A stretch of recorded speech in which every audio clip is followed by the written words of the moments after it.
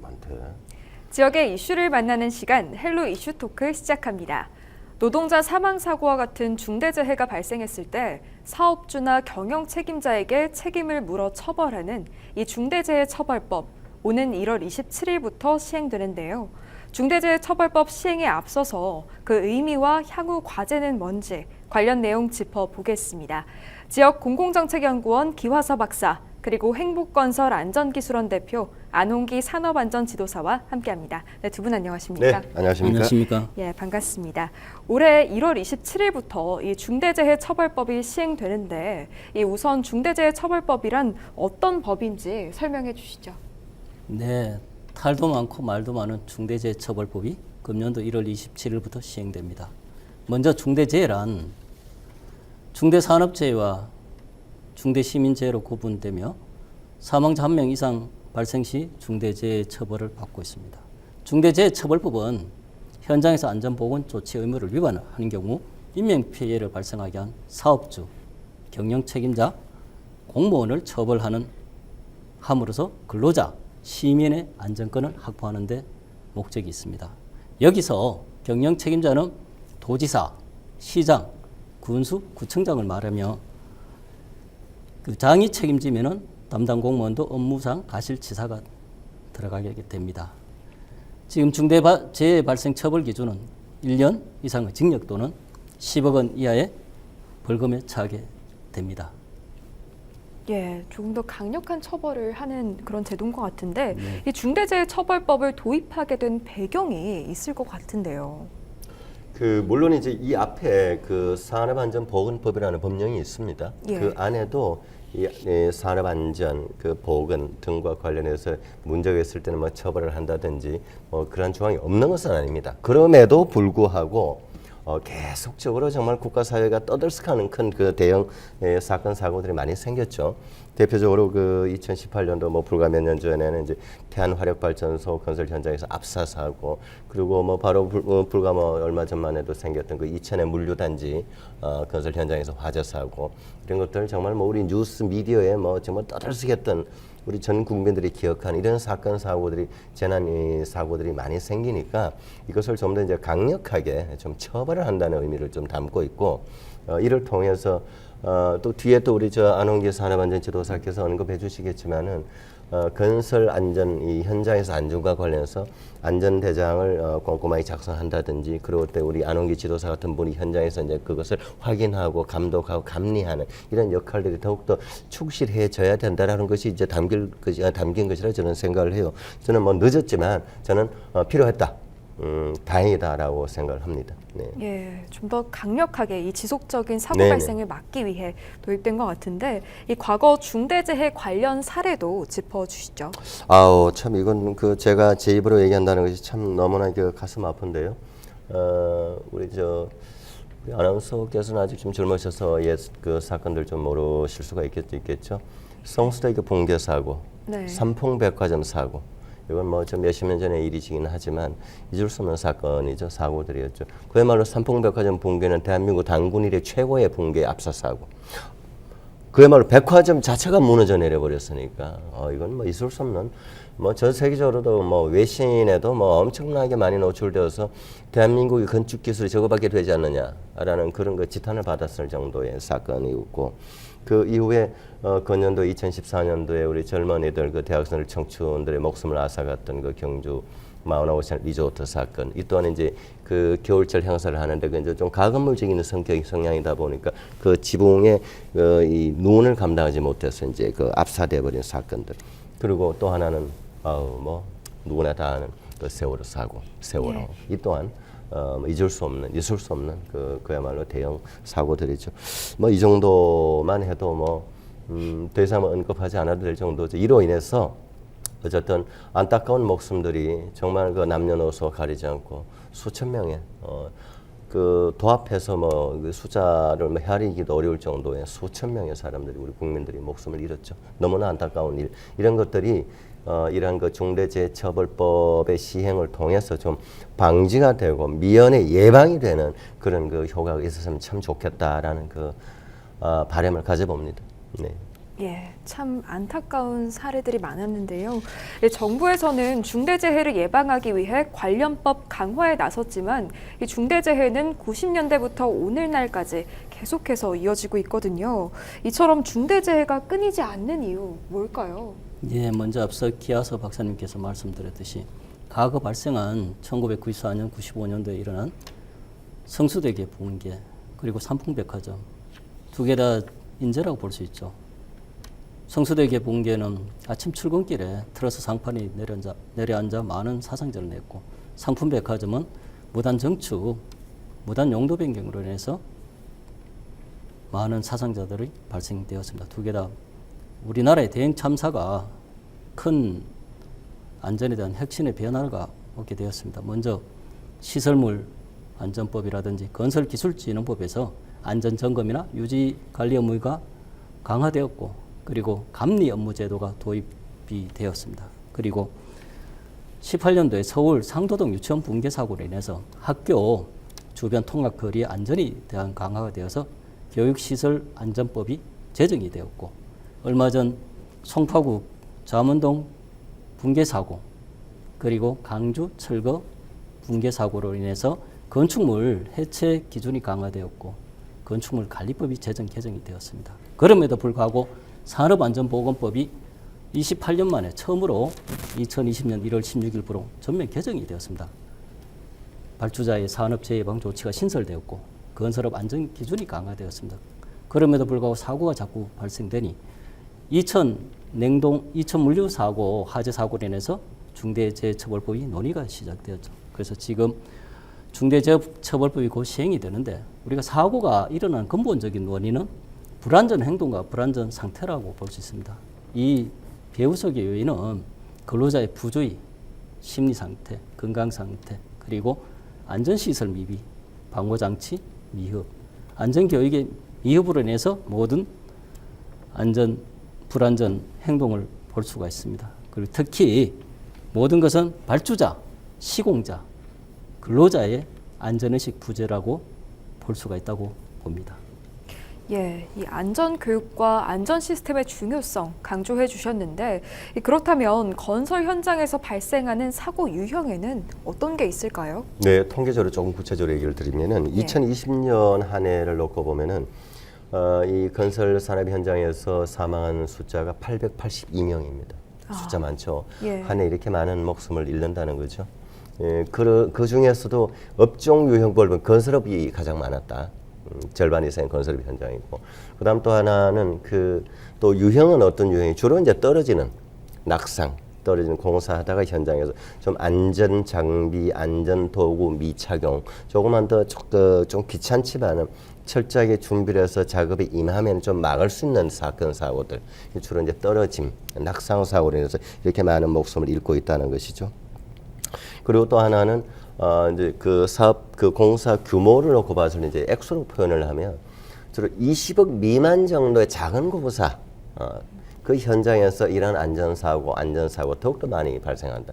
거의 뭐 전체 80% 넘는 그 현장에서 전체 사고의 80% 넘는 사고 난 현장이 바로 20억 미만의 소규모 건설 현장에서 이런 사건들이 발생한다는 것, 사고들이 발생한다는, 너무나 안타깝죠. 그건 다시 말하면 적은 비용의 사업 규모의 공사를 하다 보니 어떻게 보면 그 사업주 또는 발주자 모두의 책임이라고 봐야 되겠죠. 안전과 관련돼서 소홀했다는 거죠. 따져놓고 보면. 자, 어쨌든 이러한 상황이다 보니 뭐 현 정부 들어서도 이런 그 안전사고를 어떻게든 막기 위해서 목표를 세웠어요. 20% 감축하겠다, 일단 기본적으로. 근데 아직은 그 달성은 안 됐다고 보고 있고, 뭐 다음 정부, 어떤 정부가 들어서더라도 이 부분은 집중적으로 뭐 국정 과제의 하나여야 될, 국민의 생명을 지킬 만큼 중요한 정부 역할이 어디 있겠습니까?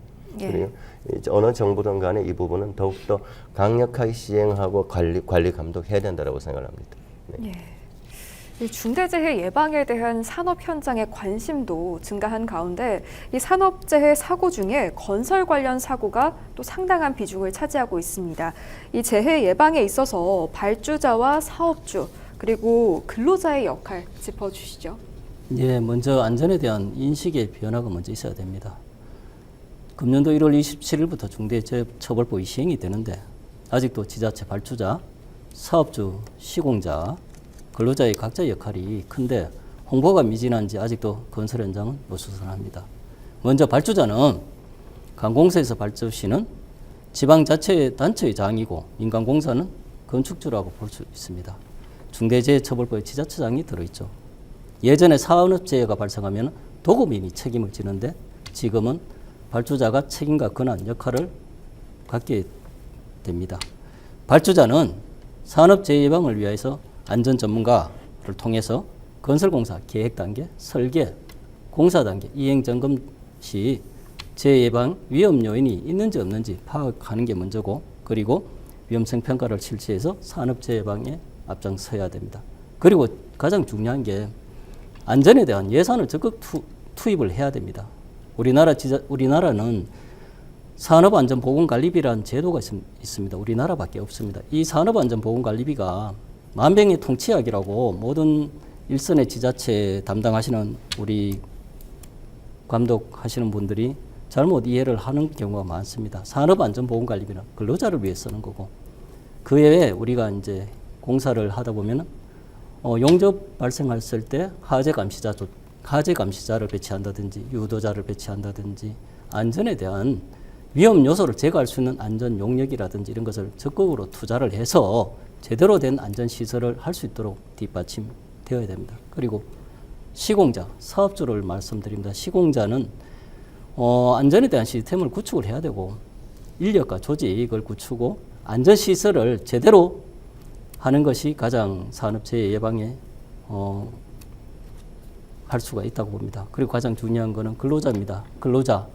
우리가 현장에 가면은 안전보호 착용, 안전모, 안전화, 그리고 고층 건물이나 지붕 작업할 때 고소 작업할 때 안전벨트를 착용하는데 간혹 귀찮다고 안전벨트를 착용하지 않아서 위험한 사고가 나서 꼭 중대재해로 발생하게 됩니다. 이 모든 것이 제대로 된 인식의 변화부터 오는 게 가장 중요하다고 봅니다. 제가 잠시만 여쭤봐도 될까요? 예. 산업안전보건관리비라고 하는 것이 오늘 전문가 모셨으니까 네네. 이게 어떤 공사라면 공사비 안에 부분적으로 어쨌든 책정하도록 되어 있는 겁니까? 아니면 어떤 기관이면 기관의 국가기관, 공공기관의 예산에 들어가 있는 겁니까? 공사를 할 때 산업안전보건관리비는 그에 대한 요율에 따라서 공사 내역서에 다 들어가 있습니다. 아, 전체 공사 금액 규모 안에 일정 부분을 책정하게 되어 있다는 거죠. 산업안전보건관리비가 들어가 있으니까 그걸로 이제 근로자의 위험을 하는데 일부 그걸로서 안전시설 다 확충을 못합니다. 네. 그리고 이 산업안전보건관리비는 우리나라에만 적용되어 있는 법입니다. 네, 그래서 알겠습니다. 지자체에서 더욱 안전에 대한 예산을 적극 투자해서 시설을 확충해야 된다고 봅니다. 예, 알겠습니다. 또 이제 중대재해를 올바르게 예방하기 위해서는 안전 전문가의 자문과 컨설팅이 필요한데요. 이 안전 전문가는 어떤 자격을 갖춰야 하는지 궁금합니다. 예, 2021년도 11월 19일부로 산업안전보건법 일부 개정이 되었습니다. 그 안전 전문가가 법안의 테두리 안에 들어와 있죠. 첫 번째 3개 부류가 되어 있는데 건설안전기사 자격을 갖고 건설안전 쪽으로 전문 3년 이상 경력자를 말씀드리고, 그 다음에 국토부 소관 쪽인 건설안전기술사가 안전전문가입니다. 그리고 다음에 저와 같이 이제 고용노동부 소관인 산업안전지도사가 전문가로 볼 수 있습니다. 이 안전전문가의 역할은 현장에서 위험성 평가, 그리고 안전보건대장을 작성해서 제대로 되었는지 확인도 하고 산업재해 예방을 하는데 앞장서는 전문가라고 볼 수 있습니다. 자격도 자격이지만은 안전 전문가는 경험과 현장에서 도면이라도 제대로 볼 수 있는 그런 분들을 전문가라고 볼 수 있다고 봅니다. 네, 또 안전 전문가시잖아요. 예. 앞으로 많은 활동 기대해 보겠습니다. 이 중대재해처벌법 시행을 대비해서 우리 지역 지자체에서는 어떻게 하고 있는지 설명해 주시죠. 제가 봤을 때는 이제 경상북도 광역시도 단위 차원에서 이제 경상북도가 비교적 좀 뭐 재빠르게 움직인다고 해야 할까요? 뭐 그 효과는 저는 뭐 그 정확히 표현하기 좀 어렵습니다만 일단은 경상북도가 2020년 12월이죠. 지난달이죠. 그러니까 이제 지금 1월 27일 시행을 앞두고 좀 앞서서 산업안전 24시 그리고 행복경부 24시 이렇게 슬로건을 가지고 어쨌든 경상북도 산업안전 대응 산업 협의체를 출범을 했습니다. 해서 안전과 관련된 어떤 제도적인 어떤 개선 사항이라든지 이런 것도 서로 뭐 논의도 하고 또 자문을 받고 또 이제 어떤 정부 출범 교체기잖아요. 지금 이제 3월달이면 대통령 선거도 있고 하니까 안전과 관련된 이제 국정 과제도 이제 발굴을 해서 그럼 아마 이거는 이제 뭐 캠퍼가 됐던 그 대통령이 되면 대통령 쪽으로 이제 국정 과제 이런 게 필요하다라고 하는 걸 이제 또 아이디어를 도출해서 올리려고 하는 노력이 일환이겠죠. 뭐 이 자체는 저는 뭐 나쁘다고 보지는 않는데 어쨌든 경북이 나름 경상북도가 좀 움직이기 시작했다. 저는 뭐 이 정도만 알고 있습니다. 혹시 다른 데도 있습니까? 이렇게 움직이는데요? 시군 지자체는 제가 알기로는 아직 들은 얘기는 아직 없다고 봅니다. 아, 그렇습니까? 예, 빨리 저 중대재해처벌법 들어오니까 빨리 준비를 하는 게 좋다고. 처음에 말씀해 주신 것처럼 말도 많고 탈도 많았던 이 중대재해처벌법 시행을 앞두고 있는데요. 중대재해처벌법의 긍정적인 부분과 부정적인 부분은 뭔지 또 두 분 의견 주시죠. 예, 먼저 사람의 생명보다 귀중한 것은 없습니다. 먼저 긍정적인 측면은 우리 모두가 사업주나 발주자, 지자체 담당 공무원분들 그리고 근로자의 모든 안전에 대한 인식의 변화가 크다고 봅니다. 그리고 안전에 대한 시스템을 구축하는 것이 긍정적인 측면이라고 볼 수 있습니다. 그리고 부정적인 측면을 본다면은 지금 현재 그 중소기업 현장에서 경영난이 심한데 이 경영에 조금 위축되지 않을까 그런 생각도 들고 두 번째 5인 미만 사업장은 빠져 있습니다. 5인 미만 사업장 빠져 있고 건설업 현장은 50억 이상은 2년 후에 이제 시행이 되는데 지금 이게 모든 게 행식에 조금 지나치지 않을까. 5인 이상이 되기 때문에 4인 이하로 쪼개기 사업을 한다든지 그리고 일명 그 바지 사장이라고 할까요? 제가 방송 용어에서 적합한지 몰라도 일명 그 다른 경영자 사업주를 폐입한다든지 그렇게 또 일부 하는 사업장도 있지 않을까 싶습니다. 그리고 세 번째, 지금 그 현장에서 안전관리자 자격을 가지고 있는 분들을 구할 수가 없습니다. 지금 일시적으로 산업안전보건법이라든지 모든 법령이 개정되고 지금 중대재해처벌법이 시행이 되니까 안전관리자들이 대기업 현장이라든지 컨설팅 법인회사 그리고 고용노동부나 고용 그 안전보건공단에서 인력을 채용하고 있습니다. 그쪽으로 모든 분들이 이동하는 실정입니다. 그래서 지금 안전관리자도 지금 우리가 이제 제도 개선해서 급선무로 조금 보편적으로 확충하는 게 좋지 않을까 싶습니다. 그리고 중대재해를 예방하기 위해서는 사업주, 발주자, 근로자의 모든 안전에 대한 인식을 바꿔야 합니다. 발주자도 관리감독같이 건설안전교육에 대해서 건설안전교육을 도입해야 된다고 봅니다. 도급인을 현장에서 관리하는 최선의 감독관들이 산업안전보건법과 중대재해를 이해하지 않고서는 위험성이 굉장히 크고 사고가 또 불보듯이 보인다고 볼 수 있습니다. 그리고 시공자는 안전보건조치 의무를 현장마다 과거 재해 사례도 분석하고 그에 대한 인력, 조직을 확충하고 시스템을 발굴해서 다시는 재해 사고가 없도록 사업주 자체부터 인식을 바꿔야 됩니다. 그리고 마지막으로 근로자. 참 중요하죠. 모든 그 사고가 근로자가 다 일어나는 거니까 근로자 자체부터 안전보호구 착용한다든지 그렇게 바꿔야 되고 그리고 이 제도 개선을 하자면 건설업체 근로자도 교육을 정기교육을 들어와야 됩니다. 지금 건설업 근로자들은 4시간 채용 시에 4시간 건설업 기초안전보건교육만 이수하면 끝입니다. 과연 우리가 이 안전교육 4시간만으로 평생 해당되는 사업장에서 안전사고가 안 난다는 보장이 없거든요. 기술은 발달되고 법령이 개정되는데 이 건설업 근로자도 정기교육을 도입해서 순차적으로 안내도 하고 알려줘야만 이 사고를 예방하다고 볼 수 있겠습니다. 네, 말씀 여기까지 듣겠습니다. 지금까지 중대재해처벌법에 대한 이야기 나눠봤습니다. 헬로 이슈토크 마칩니다. 시청해주신 여러분 고맙습니다. 고맙습니다. 고맙습니다.